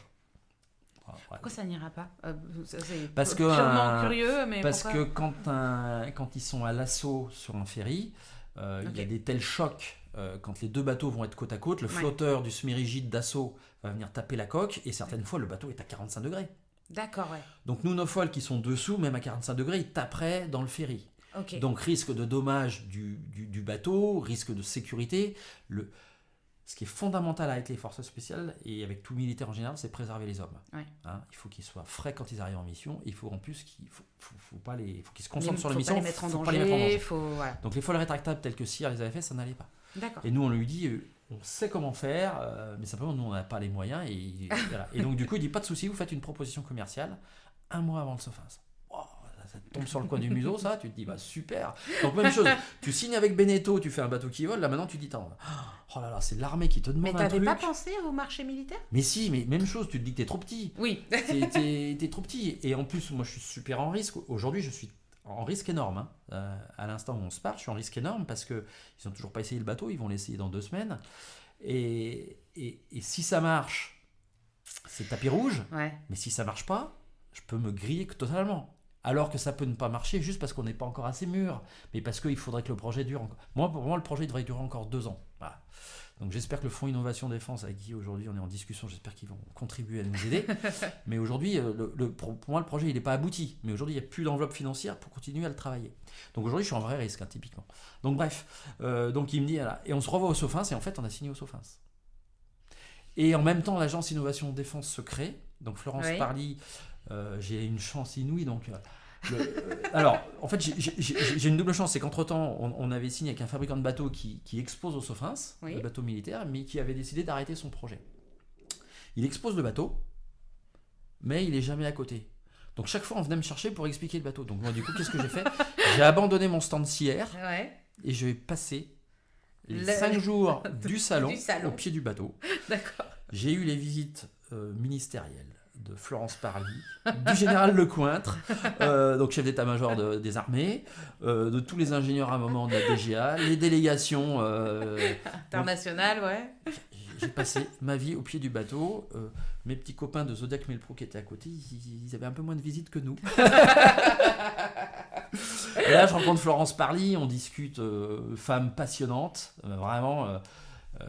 qui passait un quart d'heure autour du bateau, avec l'attroupement. Il y avait le député Jean-Michel Jacques, avec qui maintenant je discute beaucoup aussi. Et voilà, donc tout ce microcosme s'est créé ici. Et donc le contrat qu'on a signé avec l'agence Innovation Défense, c'est un super contrat. Parce que c'est là où on sent que la France quand même nous pousse beaucoup. Et ça, on voit trop l'armée souvent comme là on appelle la tort la grande muette, mais je pense qu'il y a eu un vrai changement de mentalité depuis. Je pense que Florence Parly y est pour beaucoup. De mentalité où les PME sont vraiment maintenant mises en avant et prises au sérieux. Et moi, je trouve qu'on a un accompagnement qui est vraiment, vraiment très très fort. Aujourd'hui, dans le contrat qu'on a avec l'agence Innovation Défense, il y a des royalties qui sont prévues pour l'armée, pour la DGA, si jamais on vend nos systèmes. Moi, je trouve super intelligent ça. De lâcher quelques pourcents, c'est pas grave. Parce que du coup, je suis garanti qu'ils m'aident. Et en fait, ils le font vraiment parce que moi, j'avais contacté tous les attachés de défense des ambassades. Et aujourd'hui, j'ai eu un coup de fil d'un attaché défense que j'avais eu en contact il y a quelques temps, qui essaye de promouvoir la solution française CIR en Irlande. Oui, ça tous les ans hors Covid, il y a journée des attachés de défense et le ministère de l'Intérieur fait la même chose avec les attachés de sécurité intérieure. Et c'est toutes les PME qui pendant une demi-journée vont rencontrer tous les représentants MINARM et représentants ministère de l'Intérieur qui vont partir dans les ambassades à l'étranger. Et les PME ont 7 minutes pour donner leur petit papier, leur présentation, etc. Et ces gens-là font le lien sur place à l'étranger avec les autorités pour vendre des solutions françaises. Donc ça. Et donc ça, c'est vraiment top. Et du coup, après, il y a un appel d'offres européen qui s'appelle EDIDP. Donc c'est European Development... c'est quoi ? C'est pour la politique européenne. Innovation Defense Programme. Donc c'est vraiment les programmes d'innovation de la défense de demain. De demain pour l'Europe. Et donc la France pousse beaucoup à déposer des projets et donc il y a 9 PME qui sont soutenues par la DGA pour présenter des projets et CIR fait partie des 9. Donc on a monté un consortium européen avec des Danois et Espagnols, proposé, bon je peux en parler puisqu'il n'y a rien de secret défense là-dedans, c'est une vedette de pénétration rapide pour les forces spéciales encore. Okay. Donc là on est plutôt sur un bateau d'une vingtaine de mètres. Alors pénétration rapide, c'est-à-dire qu'ils veulent faire des grandes distances mais à grande vitesse. D'accord, ok. Donc typiquement on pourrait partir de Brest et aller je sais pas en Espagne, au Portugal. Donc typiquement c'est pour faire du narco, j'imagine que c'est pour faire du narcotrafic, intercepter des interception, pour faire de la surveillance rapide ou enfin voilà, se mouvoir assez rapidement une troupe de 15-20 personnes. D'accord, ok. Il n'y a rien de secret là-dedans puisque c'est communiqué. Oui. Donc voilà, typiquement la France nous a aidé. Voilà, Transflightor, c'est ça. Transflightor, là. Transflightor, pardon. Troop Transportation Flying Vector. Donc si on revient, si on se repositionne un peu plus sur le marché civil, parce qu'on est quand même une société duale civile-militaire. Donc je pense que ça c'est vraiment quelque chose de très très important quand on est sur la création d'un marché, parce que les bateaux volants ça a beau exister depuis très longtemps, on crée un marché quand même. Il n'y a pas plus difficile comme vente. Je prends souvent un exemple, c'est les Google Glass. Ouais. Parce que les Google Glass, on va revenir à mon vieil âge de 50 ans. Les Google Glass c'est apparu dans les années 90. Ah oui, c'est si, ouais. Et donc l'exemple typique où on n'est pas time to market, c'est-à-dire que techniquement c'était au point. Mais juste ça n'a pas trouvé son marché parce que ça plaçait un produit nouveau. Google essayait de créer son marché. Ils ont fini par vendre les Google Glass à une boîte, et aujourd'hui cette boîte elle fait fortune dans le médical. Parce que pour les opérations de chirurgie, ils mettent les Google Glass et du coup à distance les autres peuvent voir comment le chirurgien opère ou montrer ça dans une salle ou pour les étudiants, etc. Donc voilà, c'est l'exemple type de quand on crée son marché, il n'y a pas plus difficile comme vente. Donc c'est important d'avoir une dualité civile et militaire. Alors, ce qui est génial, c'est que le côté militaire a quand même des moyens pour nous permettre... Aujourd'hui, on perd de l'argent sur le contrat qu'on fait avec les forces spéciales, mais je considère que ce n'est pas grave. Parce que c'est un financement de la R&D. D'accord ? Donc, c'est pas grave, c'est la vie d'un entrepreneur qui doit prendre son risque, et après il faut que tes investisseurs... Comme ça, de toute façon, tu pourras toujours réadapter au civil. Voilà. Mais du coup, j'ai une crédibilité forte, parce que quand tu dis dans le civil que tu as fait un système pour les forces spéciales, quand même qu'il n'est que expérimental pour l'instant, c'est quand même un sacré coup de tampon French Army. Tu vas demander le label utilisé par les forces armées quand ça sera... On ne peut pas l'avoir parce que on est sur une expérimentation et on n'est pas sur un produit utilisé. D'accord, mais une fois que ce sera fait, bien évidemment... Néanmoins, ça ne m'empêche pas de beaucoup communiquer dessus, parce que de toute façon, comme l'Agence Innovation Défense communique beaucoup sur notre projet... voilà, j'ai revu Florence Parly quand elle est venue annoncer la création du fonds d'Efinov justement à Lorient. C'était assez rigolo parce que elle m'a dit alors comment il avance votre projet. donc voilà, la dualité civile et militaire est vraiment très très importante, et donc elle nous permet vraiment dans le civil de dire voilà c'est French Army approved. Donc ça c'est top, ça apporte vraiment de la crédibilité. Et puis inversement, t'es pas sur le même temps, t'es pas sur le même espace-temps. Un projet militaire, tu vois, moi j'ai signé en 18 mois avec l'armée finalement, entre le moment où on s'est connu sur l'eau avec les forces spéciales et le moment où on a signé. Mais 18 mois, c'est juste étonnamment rapide. D'habitude tu signes en 24-36 mois, donc t'es pas sur la même échelle de temps. Si on prend le projet européen militaire, c'est un projet à 5 ans. Tu vois ? Donc il faut vraiment que le civil te nourrisse court terme et que tu bâtisses le militaire moyen terme. Et tu as le temps de faire les deux en parallèle ? C'est pas que tu as le temps, c'est qu'il faut que tu le trouves. Faut que tu le fasses. Et du coup, les deux te permettent de progresser, parce que tu as des défis à résoudre dans le militaire qui vont t'apporter des solutions dans le civil et inversement. Ouais. On pense des trucs dans le civil qu'on ne peut pas faire parce que ça coûte trop cher, et on a pu le mettre en œuvre sur le militaire parce qu'il y a plus de moyens. Voilà. Mais parce que les enjeux ne sont pas les mêmes. Donc si on revient au civil, donc en 2019 et 2020, on expose au salon de Monaco, au Monaco Yacht Show. Donc là, qui est un salon dédié aux multimillionnaires et milliardaires. Parce que nous, en fait, on a un outil qui est extraordinaire, ce bateau volant. C'est un outil qui fait rêver. J'ai rencontré François Picard dans le cadre, parce que je suis membre de l'Aéroclub de France. D'accord. Toujours dans ma passion aéronautique. et la marraine de Sierre est Catherine Monory, qui est la double. Donc, je t'ai dit tout à l'heure dans l'interview que j'étais très attaché aux femmes qui réussissent et qui ont du leadership. Et quand j'avais sponsorisé le bateau pour Anne Cazeneuve, je voulais une marraine qui soit connue. Et en fanat d'aviation, j'ai immédiatement pensé à Catherine Monory, qui est la seule femme qui est 10 fois championne de France, et je crois que c'est 2 fois championne du monde de voltige aérienne. Donc c'est vraiment une grande dame. Ah oui. Et un jour, je décroche le téléphone. Bonjour madame, est-ce que vous voulez pas être marraine de Montémarron? Du coup, on est resté en contact et Catherine, donc maintenant, est la présidente de l'Aéroclub de France. Donc, elle m'a gentiment sponsorisé l'avion pour nous faire de l'image. Il y a un petit logo Sears sur son avion de voltige. Ça, c'est cool. Hein. J'ai encore ça, refait. C'est top, hein. J'ai encore refait. Ouais, t'es super honoré quand t'as des gens comme ça. Tu m'étonnes. Qui ont une telle aura qui te parraine, c'est vraiment top. Donc bref, je rencontre Bertrand Piccard, je dîne à sa table un soir avec André Wersberg, et il me dit c'est génial ton projet parce qu'il est innovant, et puis tu as des images qui peuvent faire rêver, comme moi avec Solar Impulse, ça faisait rêver. Bon, j'ai suivi Solar Impulse évidemment, tout du long. Magnifique projet. Et voilà, donc en fait on a la chance de faire rêver, donc du coup ça intéresse le luxe. Parce que c'est des gens qui cherchent à se démarquer, d'avoir toujours le dernier jouet. Oui. Toujours le dernier jet. Et en plus, tu vas leur amener du confort, ils vont plus se faire mouiller, ils vont plus se faire rincer par les embruns. Ça tape beaucoup moins. Et puis, du coup, comme tu amènes quand même des solutions qui vont 20% plus vite que le copain dans la même mer, tu es toujours devant. Nous, là, on fait des campagnes d'essai. On a passé tout l'été dernier entre Saint-Tropez et Monaco. Il n'y a jamais un bateau qui nous a doublé.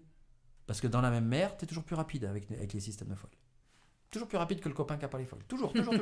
Donc tu fais des bateaux plus élégants, plus sympas. Et ça attire l'attention. Et donc là, on fait une première vente à un multimillionnaire l'année dernière.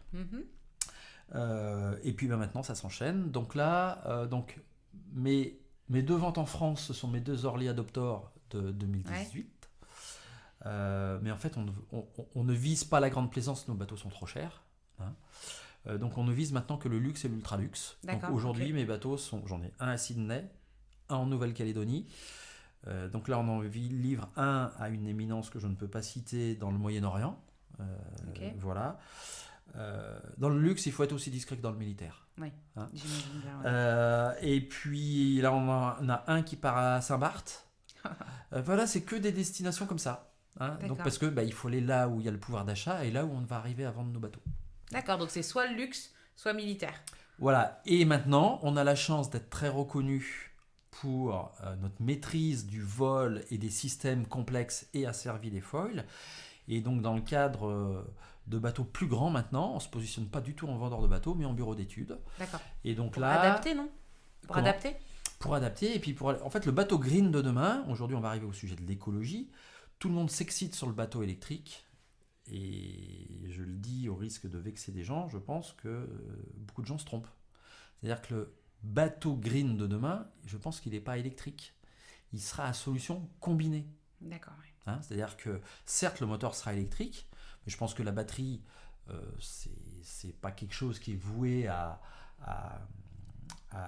perdurer. Je crois plus à l'hydrogène, même si aujourd'hui l'hydrogène n'est pas encore très fiable parce qu'il y a une telle déperdition quand on le fabrique que voilà. Donc il y a encore plein de contraintes. Donc je pense qu'il n'y a pas de maturité encore suffisamment de techno. En tout cas, nous qui visons la pleine mer, l'électrique c'est pas possible. Hein, ça c'est prouvé, démontré.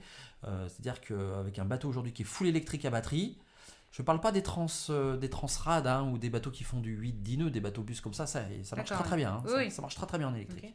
Mon point, c'est de faire du 20 nœuds pour aller en haute mer, pour aller desservir une île, une plateforme éolienne, un champ de ferme marine ou ce genre de choses où on a une demi-heure de route minimum en pleine mer, avec une mer qui peut avoir des vagues à 1,50 m.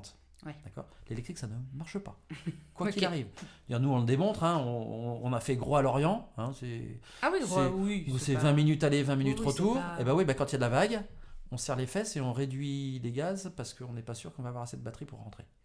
C'est avec des bateaux que je ne citerai pas qu'on a testé.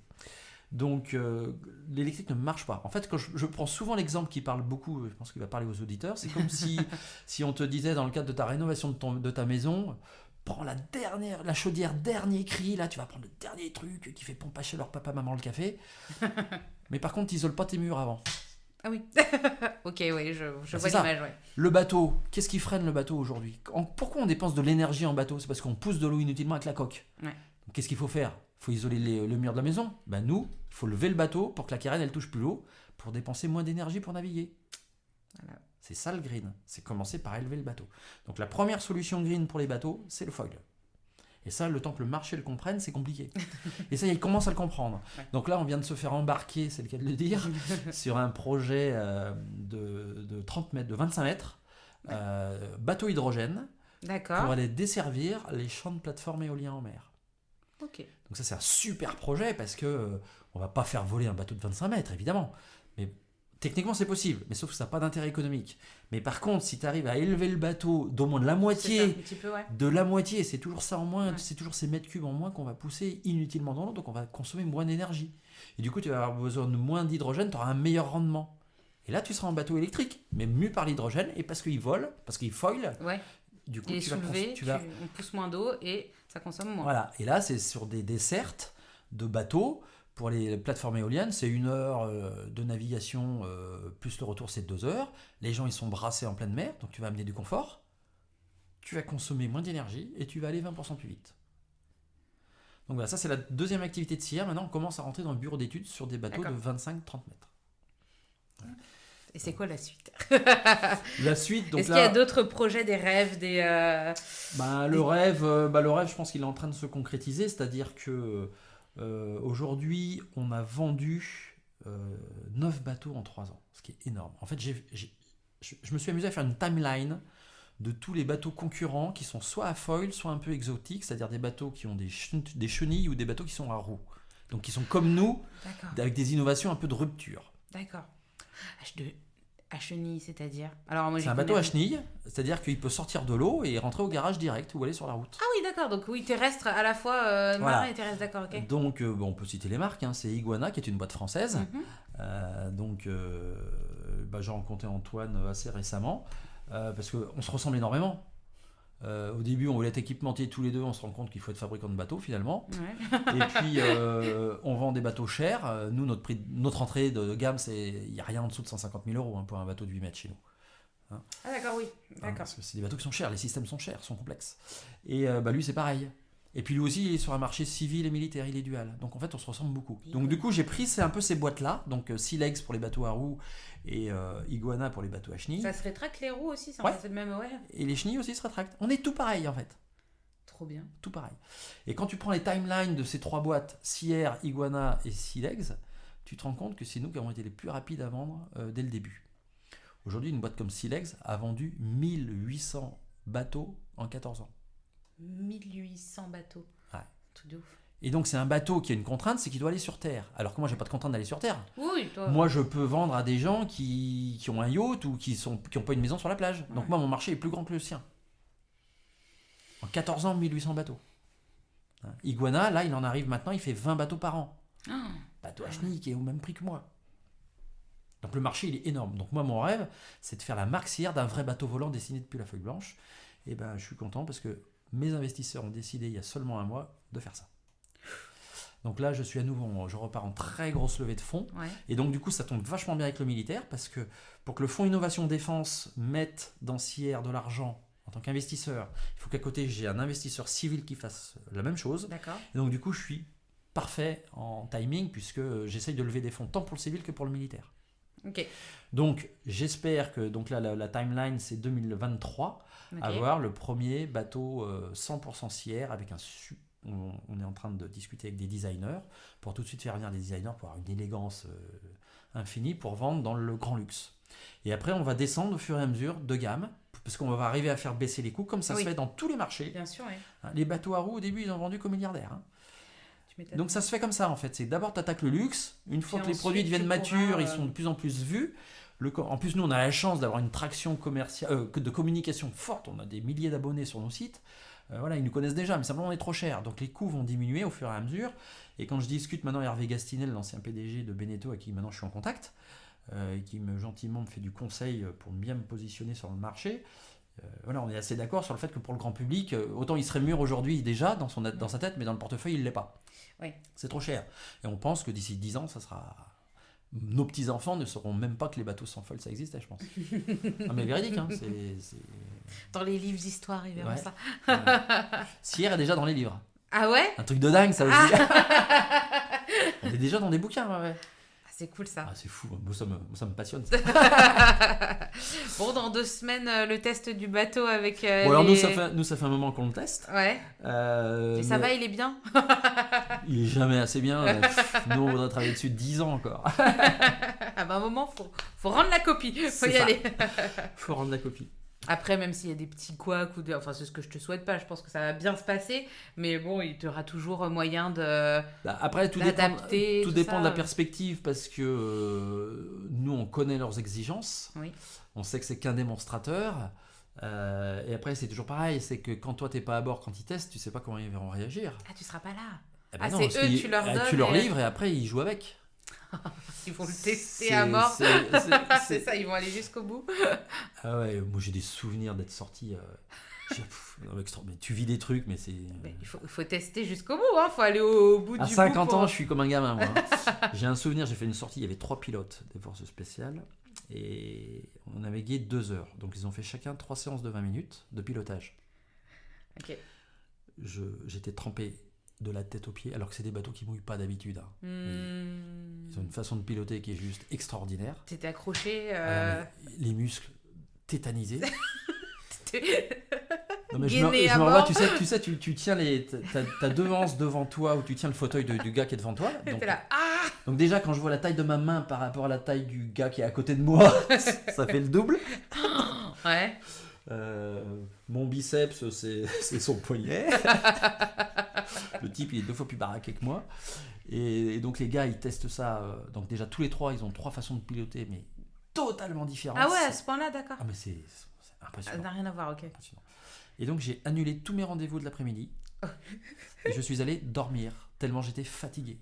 C'est un moment de ma vie extraordinaire. Et après, t'es bien content de revenir tranquillement, genre.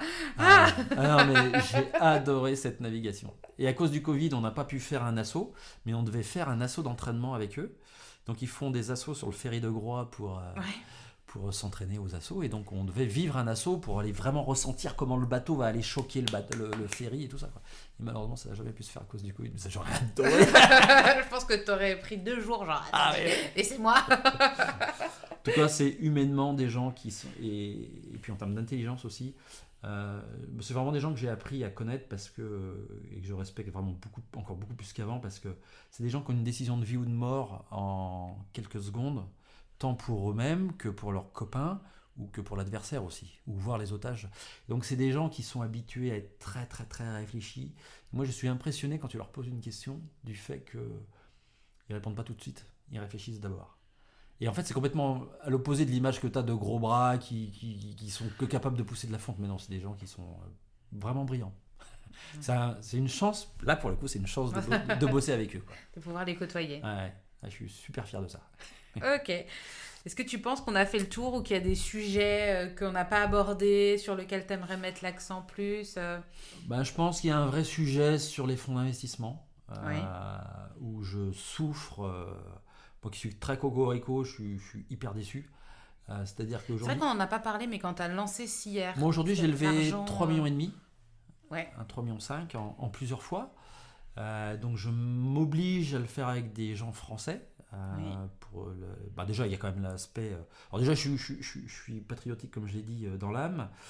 En plus maintenant il y a quand même l'aspect militaire, donc je fais quand même très attention. Oui. Et puis je pense que c'est quand même plus simple de s'entendre. Moi je respecte beaucoup mes investisseurs parce que sans eux j'existerais pas, et donc je dois vraiment m'entendre avec eux. Et quand je dis m'entendre, c'est que dans mes comités stratégiques je veux pas imposer ma décision, même si c'est un homme une voix et que je suis prépondérant, juridiquement parlant. Non, moi j'exige qu'on ait l'unanimité.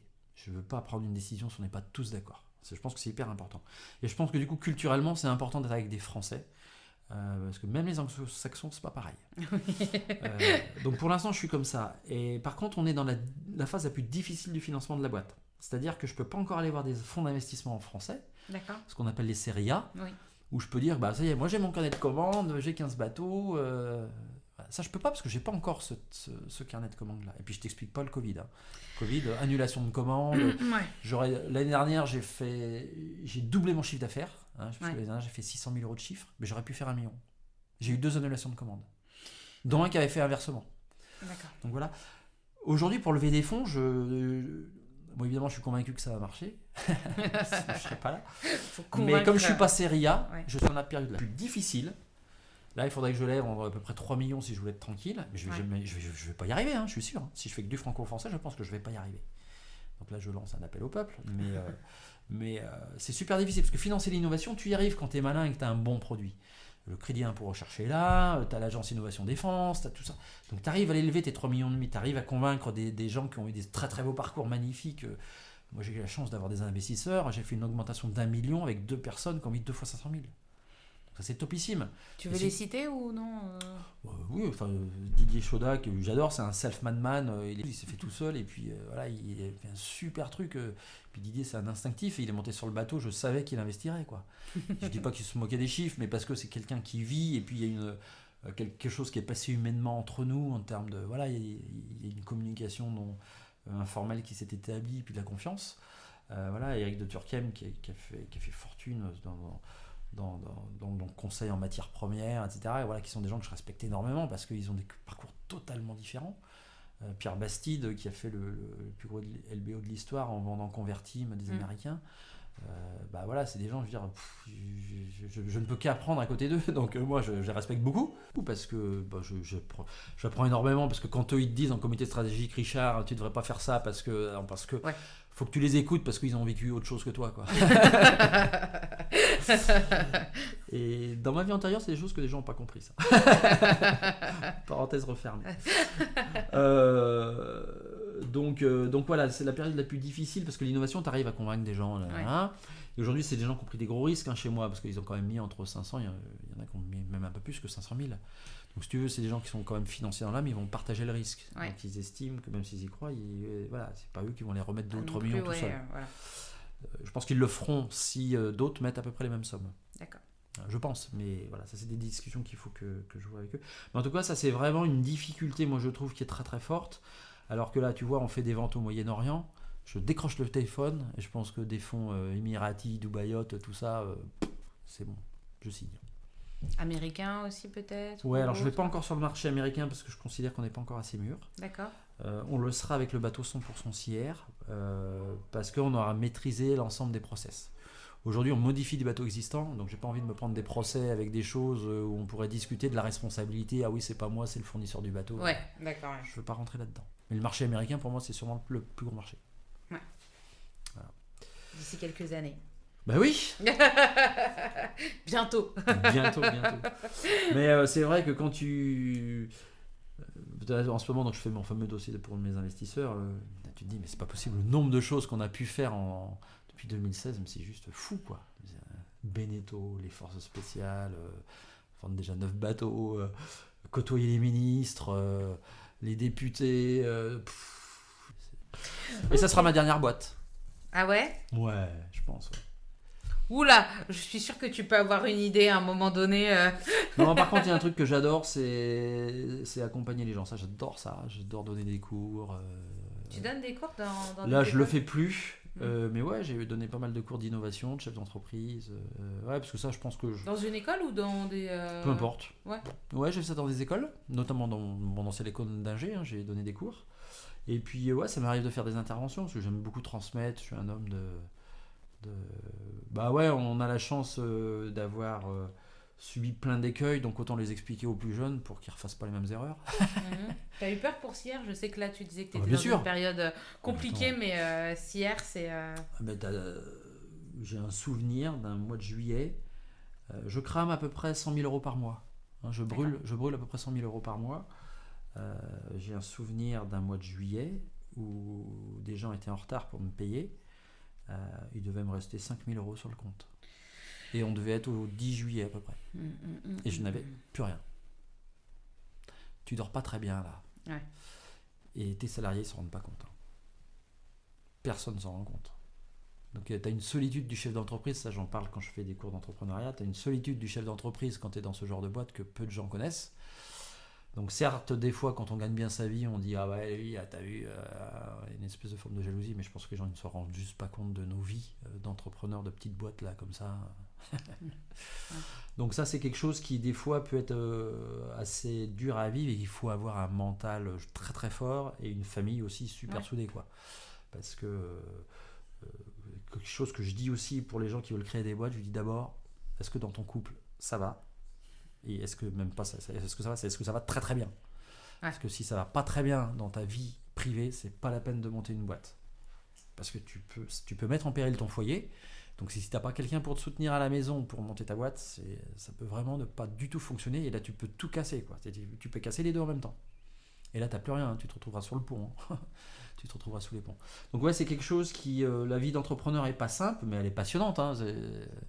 Voilà, donc j'espère que c'est pas trop le moment lugubre de l'interview. Non, pas du tout. Non, faut le savoir, parce que d'ailleurs, c'est la dernière question de l'interview. Je demande si tu as des conseils et des trucs comme ça. Donc, tu as précédé ma question. Le conseil, pour moi, c'est ne jamais rester seul. Moi, je me nourris des autres. Voilà. Et je le fais ouvertement. Et je suis hyper franc, je ne cache rien. Pour moi, t'écoutes ton marché. Tu te focalises pas sur la technique, t'écoutes ton marché parce que c'est ton marché qui a raison, c'est pas toi techniquement, c'est ton marché qui a raison parce que si t'as pas de marché, t'as pas de clients, t'as pas de chiffre d'affaires, t'as pas d'argent et tu payes personne. C'est QFD. Ça c'est dur à expliquer dans ta boîte. Voilà, moi j'ai beaucoup de gens qui sont tellement bons dans leur domaine que voilà, ils sont amoureux de la technique et leur faire comprendre que. Voilà. Donc t'écoutes ton marché. T'es d'une pugnacité folle et t'écoutes tes aînés qui ont des choses à t'apprendre. Et comme je dis à mes gamins, t'apprends jusqu'au dernier souffle de ta vie, quoi. Même la dernière minute de ta vie, t'apprends encore un truc, quoi. C'est que, voilà. Et tu t'apprends tous les jours. Donc je me nourris des autres et je le fais ouvertement et je suis hyper transparent et hyper free. Voilà, je pense que c'est des valeurs-là qui sont super importantes. Alors t'es jeune, t'as 50 ans. Est-ce que tu penses déjà à la transmission parce que tu parles de tes enfants? Est-ce que alors, tu sens je pense, j'espère que je vais froisser personne, mais je pense qu'un bon chef d'entreprise ne doit pas trop mettre d'émotion, d'affectif dans sa boîte. Ah oui, t'en parlais avec ta femme pour Passion des Jardins. Ouais, elle, j'ai eu beaucoup de mal à lui faire vendre sa boîte parce qu'elle était tellement amoureuse, c'était son bébé. Alors j'adore Sierre, évidemment. Ouais. Faut pas me faire dire ce qu'on m'a pas fait dire. Mais si à un moment je sens que j'ai une offre de reprise de la boîte qui a un vrai sens. Par contre, je voudrais que la boîte elle vive. Oui. Mais je veux dire, j'y serais pas attaché. Je connais mon plafond de verre personnel. Je sais où est-ce que je serais pas bon pour développer la boîte. Et si je trouve quelqu'un qui veut le faire à ma place, mais j'ai aucun état d'âme. Ok. J'ai aucun état d'âme. Je serais super fier de ce que j'ai fait. Et je pense que ça, c'est la plus belle des richesses, c'est d'être super fier de ce qu'on a fait et de ne pas avoir de regrets. Je pense qu'il n'y a rien de pire pour quelqu'un que d'avoir des regrets. Ouais. Et j'ai aucun regret d'avoir osé faire le pas de sponsoriser un bateau pour la route du Rhum. J'ai aucun regret d'avoir créé Sierre, même si Sierre, je vais être assez cash. Si je ne trouve pas d'argent, je pense que dans 1 an et demi, on n'est plus là pour en parler. D'accord. Ouais. Parce que je suis très ambitieux, donc j'ai besoin d'argent. Je pourrais réduire la voilure, mais ça ne m'intéresse pas. Ça ne m'intéresse pas de revenir à 2 personnes et puis d'aller décrocher des contrats à 3 francs 6 sous pour faire voler ça ne m'intéresse pas. Je veux vivre un truc passionné, quoi. Je veux pas vivre un truc qui va me faire manger, ça m'intéresse pas. Je veux vivre un truc de passionné. C'est ça qui est important. Donc si je trouve pas d'argent d'ici 1 an et demi, je pense qu'il n'y a plus de Sierre, très factuellement. Mais ça c'est pas grave parce que je l'ai vécu chaque année chez Sierre, ça. Ouais. Chaque année. Et je pense que dans 3 ans, quand j'aurai cramé les 3 ou 5 millions, peut-être que je pense que j'aurai plus ce discours-là parce qu'on sera établi. Oui. Et là, du coup, le carnet de commandes sera là. Et ça roulera. Et ça roulera. Voilà. Mais voilà, c'est pour ça. Donc, faut rien regretter. Donc, je regrette pas d'avoir créé Sierre, sûrement pas. Et même si ça s'arrêtait demain parce que j'ai pas trouvé d'argent, je le regretterai pas. Par contre, j'ai fait attention, en bon gestionnaire de père de famille, à me garder quand même le minimum pour pouvoir rebondir parce que j'ai pas de chômage évidemment, ma femme bosse plus et en fait j'aurais un nouveau job derrière Sierre si Sierre s'égrasait. Voilà. D'accord. Si je devais mettre la clé sous la porte, là je serais obligé de retravailler, ça c'est sûr. Alors par contre tu vois, moi je suis pas du tout un homme de pouvoir, j'ai déjà négocié. J'ai déjà négocié dans mon pacte d'actionnaires avec mes investisseurs actuels. Aujourd'hui ça va en faire hurler certains, mais j'ai même plus la minorité de blocage. Mais qu'est-ce que je m'en fous? Parce que ça, c'est très franchouillard, de dire il faut que tu aies 50% de ta boîte, oh là là, ou au moins 35% pour la minorité de blocage. Là. Mais à quoi ça sert la minorité de blocage si tu bloques un truc où tu n'as plus les moyens de rien faire quoi que ce soit? Ça sert à rien. Ça sert à que dalle. C'est de l'égo. Pour moi, c'est de l'égocentrisme, ça. Donc moi, avoir 10% de ma boîte, mais ça me gêne pas du tout. Par contre, j'ai dans un contrat à côté que si la boîte se vend à temps ou à temps ou à temps, ah bah ouais, par contre, je toucherai le pactole parce que j'aurai le juste retour de ma sueur ton et de travail tout le et de risque tout que ce j'ai t'as pris. mis, Et là, je pourrais potentiellement être riche. Aujourd'hui, je suis pas riche, je suis juste riche de mes rêves et de me lever tous les matins en me disant j'ai juste une chance inouïe de faire un boulot comme ça, quoi. de développer des beaux bateaux, des beaux bateaux volants. Et moi, je suis super fier de faire rêver la planète, quoi. Je suis super fier de recevoir des mails de partout où on me demande le prix de mon bateau, tout ça. Ah, c'est trop cher, mais c'est pas grave, j'ai fait rêver quelqu'un. C'est ça. Et il s'est dit que peut-être, mais quand CIR sera bien établi, ça sera possible. On pourra. Et il y a un truc que je déteste. Voilà, moi, je suis hyper écologique parce que le métier de ma femme, c'est la nature. Moi, je suis très convaincu que le green, c'est super important sur la mer et que l'économie de mes bateaux, économiser entre 30 et 50% de carburant, l'écologie, elle commence là, quoi, hein. Parce qu'aujourd'hui, il y a peu de gens qui le comprennent.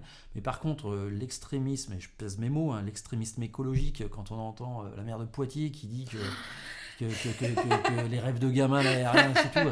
Et quand on sait que cette fameuse association à qui elle coupe les vivres, elle fait voler des handicapés. Ouais, des enfants handicapés. Non, mais attends, mais on marche sur la tête. Donc cet extrémisme-là de l'écologie, je pense que l'écologie doit se construire. Non, mais on n'a rien inventé. Au Moyen-Âge, ils triaient déjà. Au Moyen-Âge. Ils triaient le bois, ils triaient les déchets végétaux, etc. On n'a rien inventé, quoi. C'est juste qu'il y a eu des excès dans les années 80, on triait déjà le verre, hein. Oui. Donc on arrête de nous faire la morale là-dessus et qu'on soit pragmatique dans les décisions. Ok, bon bah écoute, je pense qu'on a fait le tour. Ouais, aussi les petits conseils, on a fait le tour aussi. Je pense que être bien entouré, c'est ce que tu as dit. Ouais, et puis après, bon, faut mesurer ses risques, évidemment, mais il faut prendre une part de risque. Tu as commencé avec, si je peux me permettre, tu as commencé à combien avec CIR ? L'argent, c'est toi qui as mis l'argent au départ ou Oui, bah en fait, bon, alors j'ai quand même eu la chance de bien réussir ma vie. Oui. Et j'ai emprunté pour mettre dans CIR. D'accord. Typiquement, j'ai emprunté plus de 100 000 euros. Ok, ouais. À titre perso, pour continuer, parce que ça, c'est un truc qui est vachement important pour les investisseurs. Il faut que tu montres toi-même que toi, tu y crois. Donc on a eu la chance de vendre la boîte de ma femme, j'ai eu la chance de bien réussir ma vie, je suis un investisseur aussi, donc je fais des placements à côté, voilà. Donc j'ai quasiment tout mis dans CIR, hein. J'ai gardé un bas de laine au cas où, mais au total, avec les emprunts que j'ai faits, j'ai mis presque 500 000 euros. Ah oui. Ouais. Donc j'ai levé 3 millions à côté, et moi j'ai mis à peu près 500 000. Oui. Mais je peux tout perdre, hein. Typiquement, je peux tout perdre. Mais ça, c'est pas très grave, entre guillemets, hein. J'ai vécu mon rêve, je le vis à 100% et je compte bien récupérer cet argent-là. Oui. Même un peu plus, ça serait bien. Oui, mais je cours pas après l'argent parce que je pense que la famille et prendre le temps de vivre, c'est super important. Et ça, c'est quelque chose que la mer te permet, quoi. À part la mer, à part l'air, qu'est-ce que tu fais d'autres choses ? Est-ce que tu as d'autres passions ou bon, c'est déjà, ça prend déjà bien tout ton temps ? J'adore échanger, j'adore les très bons rhums. D'accord. Non mais on parle toujours d'alcool chez Slice. Tous les épisodes, on parle apéro, donc c'est un peu... si tu ne m'avais pas parlé d'alcool, j'aurais vraiment été déçu. Je suis super content parce que ici, là j'habite à Aragon, et puis on fait des sorties... Alcoolisées ? Non, pas du tout. Non. On est en train de créer, c'est même pas un club, quoi, c'est un petit groupe de copains là. On fait du longe-côte, mais un peu sportif, été comme hiver, hein. Moi qui aime pas l'eau froide, voilà. Mais on met la combi. Et ben j'ai fait découvrir un petit rhum et maintenant on fait le petit rhum apéro juste après. Ah, très bien, pour se réchauffer, bien évidemment. Donc dégustation de rhum. Non mais voilà, moi j'adore tout, hein, donc j'adore découvrir, hein. J'adore me balader dans un beau jardin. Du temps où on pouvait faire des restos, j'adorais me faire des super restos un peu gastronomiques. Alors ma femme bossait là-dedans, donc c'était génial. De découvrir de la gastronomie, de découvrir des beaux paysages. J'adore voyager. Vous pouvez voyager. Quand j'ai eu la chance d'aller à Sydney, j'ai adoré ça. Avec ma femme, on a pris un jour vol sec pour aller en Thaïlande. On ne savait pas où on allait, hein. Sac à dos pendant 3 semaines. Voilà, j'adore découvrir. Donc je suis un passionné de tout. Je trouve que c'est un joli mot de la fin. Écoute, merci beaucoup de m'avoir accordé ce temps. Avec plaisir. D'avoir parlé de ton parcours et de Sierre. Je te souhaite le meilleur. Je souhaite que les forces spéciales ne cassent pas ton bateau dans 2 semaines. On l'a déjà cassé, nous. Ah, bon, c'est bon alors.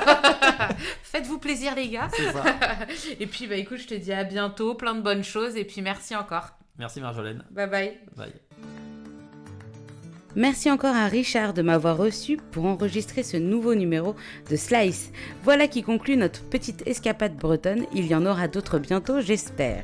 Je vous retrouve sur le site de Slice si vous souhaitez en savoir plus sur l'épisode d'aujourd'hui.